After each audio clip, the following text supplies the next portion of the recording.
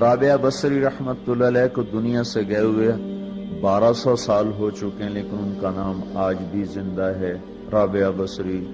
گلگت کی عورتوں کو بھی پتہ ہے رابعہ بصری کوئی بڑی اعلیٰ درجے کی خاتون تھی، پنجاب کی عورت کو بھی پتہ ہے، عرب کی عجم کی عورتوں کو پتہ ہے رابعہ بصری نہ کوئی شہزادی تھی، نہ کوئی ملکہ تھی، نہ کوئی وہ خوبصورت تھی، نہ کوئی خاندانی تھی، بلکہ عورت ہونے کے لحاظ سے ہر عیب اس میں تھا۔ خاندان اچھا ہونا چاہیے تو وہ غلام تھیں، باندی تھی۔ شکل اچھی ہونی چاہیے تو وہ بدصورت تھیں، کالی تھی۔ پہ چلو شکل بے کیسی ہو، خاندان کیسا، اولاد کے قابل تو ہو۔ رابعہ بصری اولاد کے قابل بھی نہیں تھی، بانج اس کو کہتے ہیں، جو عورت اولاد کے قابل نہ ہو اس کو اردو میں بانج کہتے ہیں، عربی میں عقیم کہتے ہیں۔ آپ کی زبان میں بھی کچھ کہتے ہوں گے، ہیں؟ شونی تھی۔ تو اب بتاؤ، عورت ہونے کے لحاظ سے کوئی چیز ہے؟ شکل، پہلا تاثر شکل کالی، دوسرا تاثر خاندان غلام، تیسرا تاثر اولاد کے قابل نہیں، بانج ہے، شونی ہے۔ تو 1200 سال کے بعد میں گلگت میں کیوں اس کا نام بلند کر رہا ہوں؟ میں نے کسی بادشاہ کی بیوی کا نام تو نہیں لیا، سکندر کی بیوی اور بنو امیہ اور بنو عباس کی ملکہ اور بیگمات، ان کے نام تو نہیں لیے۔ میں کہہ رہا ہوں رابعہ بصری، ان کی عادت یہ تھی، وہ روزانہ عشاء کی نماز کے بعد غسل کر کے کپڑے بدل کے اپنے خاوند سے پوچھتی آپ کو میری ضرورت ہے؟ اگر وہ کہتے کوئی نہیں ہے تو پھر پوچھتی مجھے اجازت ہے؟ وہ کہتے اجازت ہے تو پھر مصلی پہ کھڑی ہو جاتی ہے اور فجر کی نماز تک مصلی پر کھڑی رہتی تھی۔ ان کا خاوند جلدی فوت ہو گیا، جوانی میں ہی بیوہ ہو گئی۔ تو حسن بصری بصرہ کے امام، کیا سارے مسلمانوں کے امام تھے، وہ خود آئے، خود چل کے آئے کہ میں آپ سے شادی کرنا چاہتا ہوں۔ وہ کوئی شادی کا شوق نہیں تھا ان کو، وہ تو اولاد کے قابل نہیں، شکل صرف ان کی نیکی اور ان کا جو اللہ سے تعلق تھا، ان کو یہ لالچ ہوا کہ یہ میری بیوی ہو جائے تو اس کی طفیل شاید میری بخشش ہو جائے۔ تو ان کے پاس آئے، کہنے لگے رابعہ میں آپ سے شادی کرنا چاہتا ہوں، خود پیغام لے کر آئے۔ تو انہوں نے فرمایا میری 4 باتوں کا جواب دے دو تو میں شادی کر لیتا ہوں۔ کہنے لگے کیا؟ کہ یہ بتاؤ میں جنتی ہوں کہ دوزخی ہوں؟ کہنے لگے یہ تو میں کچھ نہیں کہہ سکتا۔ اچھا یہ بتاؤ جب اللہ تعالیٰ قیامت میں اعمال نامے اڑائے گا، کسی کے سیدھے ہاتھ میں آئے گا، کسی کے الٹے ہاتھ میں آئے گا، میرے سیدھے ہاتھ میں آئے گا کہ الٹے ہاتھ میں آئے گا؟ کہنے لگے یہ بھی کچھ نہیں بتا سکتا۔ کہنے لگے اچھا یہ بتاؤ جب اللہ نیکیوں کو تولے گا، کسی کی نیکیاں بڑھ جائیں گی، کسی کے گناہ بڑھ جائیں گے، میرے گناہ زیادہ ہوں گے، نیکیاں زیادہ ہوں گی؟ کہ یہ بھی نہیں بتا سکتا۔ کہ اچھا یہ بتاؤ جب لوگ پل صراط سے گزریں گے، کوئی پار نکل جائیں گے، کوئی نیچے گر جائیں گے، تو میں پار نکلوں گی کہ دوزخ میں گروں گی؟ کہنے لگے یہ بھی میں نہیں بتا سکتا۔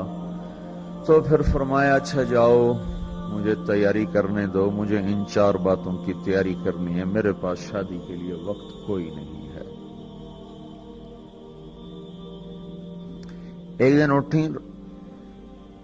سالن پکانے کے لیے سالن ہانڈی، دیکھا تو پیاز کوئی نہیں، اب پیاز کاٹ کے ہانڈی میں ڈالا جاتا ہے۔ اب پریشان بیٹھی ہیں، نہ کوئی بیٹا، نہ بیٹی، نہ خامد، نہ بھائی، نہ کوئی خادمہ۔ تب سوچ میں پڑی پیاز کہاں سے لوں؟ اوپر سے ایک چیل اڑتی ہوئی جا رہی تھی، اس کے پنجوں میں پیاز تھا۔ جب وہ اوپر آئی ہے تو اس کے پنجے چھوٹے اور پیاز سیدھا رابعہ بصری کی گود میں آ کے گرا۔ جو ہم سے دوستی لگاتے ہیں ہم پرندوں کو ان کا خدمت گزار بنا دیتے ہیں۔ ہاں، جو اللہ سے دوستی لگا لیتے ہیں اللہ دنیا ان کے لیے مسخر کر دیتا، اللہ دنیا ان کے پاؤں میں ڈال دیتا۔ تو جب ان کا انتقال ہوا، رات کو ان کا انتقال، تو اپنی خادمہ سے کہا بس 2-4 آدمی بلا کے مجھے جلدی سے دفن کر دو، کسی کو نہ بتاؤ، صبح لوگوں کو بتا دینا، اور مجھے کفن دینا میری اس چادر میں جس میں میں تہجد پڑھا کرتی تھی۔ تو انہوں نے راتوں رات دفن کر کے صبح اعلان کیا، شور مچ گیا، ہائے کیوں بتایا، کیوں نہیں بتایا، کیوں؟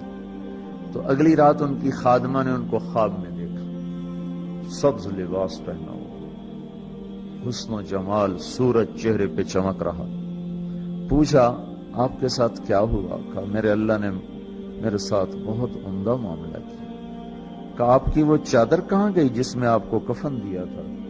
کہا وہ اللہ تعالیٰ نے اتار لی ہے اور مجھے جنت کا جوڑا پہنایا ہے، اور اس چادر کو اللہ نے سنبھال کے رکھا ہے، جب قیامت کے دن میری نیکیوں کو اللہ تولے گا تو اس چادر کو بھی اس میں تولے گا۔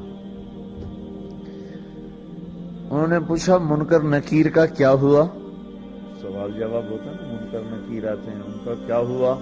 کہا وہ آئے تھے تو انہوں نے مجھ سے کہا من رب کی، تیرا رب کون ہے، تیرا رب کون ہے؟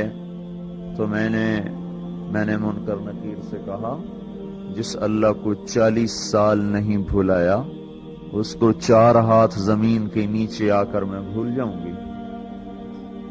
یہ نہیں کہا ربی اللہ ہے، بلکہ ان کو یوں کہا کہ جس رب کو 40 سال میں نہ بھلا سکی اس کو 4 ہاتھ زمین کے نیچے آ کر میں بھول جاؤں گی۔ تو منکر نکیر نے کہا اب اس کا آگے کیا حساب لینا، چلو بھائی واپس چلو، چلو بھائی واپس چلو۔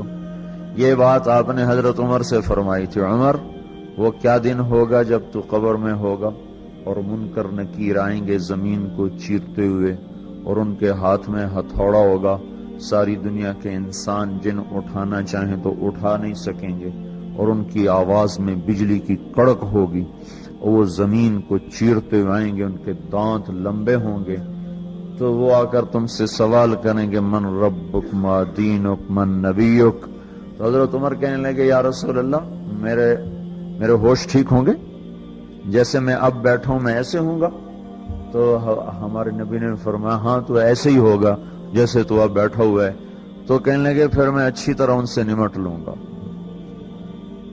تو جبریل آئے، کہنے لگے یا رسول اللہ ہم دیکھ رہے ہیں آگے کہ عمر کو جب قبر میں ڈالا جائے گا اور آ کر منکر نکیر ان سے سوال کریں کہ من ربک، تو یہ کہیں گے ربی اللہ فمن ربکما، میرا رب تو اللہ ہے، تم بتاؤ تمہارا رب کون ہے؟ میرا دین تو اسلام ہے، تم بتاؤ تمہارا دین کیا ہے؟ تو وہ منکر نکیر کہیں گے عجیب بات ہے، ہم تمہارا حساب لینے آئے کہ تم ہمارا